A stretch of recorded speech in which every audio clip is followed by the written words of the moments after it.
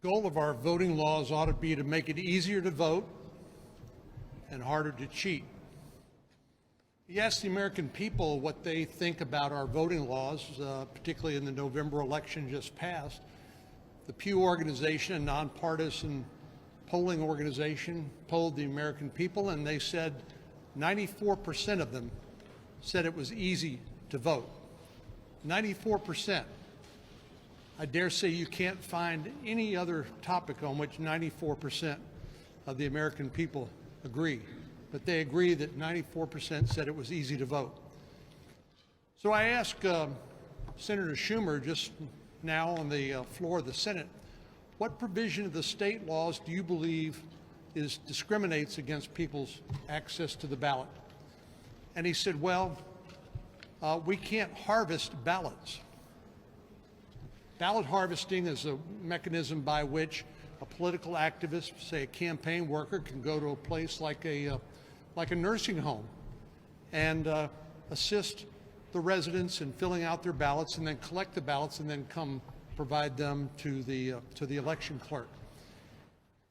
As I described it, I think you can see the opportunities for fraud and mischief. And many states, some states allow ballot harvesting, but many states prohibit ballot harvesting. And the Democrats want to mandate ballot harvesting in all 50 states. They also, by the way, want to eliminate voter ID, which is one of the most broad bipartisan ballot integrity measures that exist.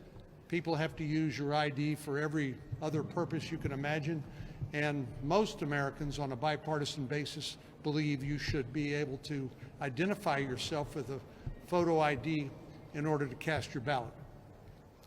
Finally, I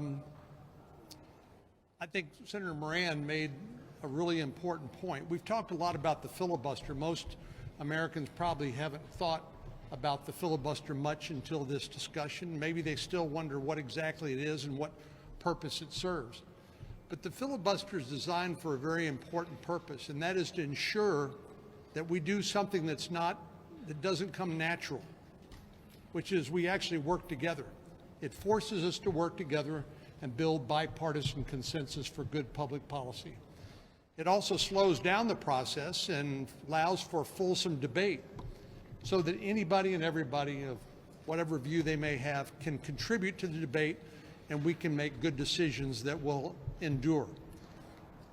What really the Democrats are arguing for by blowing up the Senate rules is a purely partisan process by which our laws are passed, which, as others have pointed out, would change, let's say, in 2 years when there's a new majority.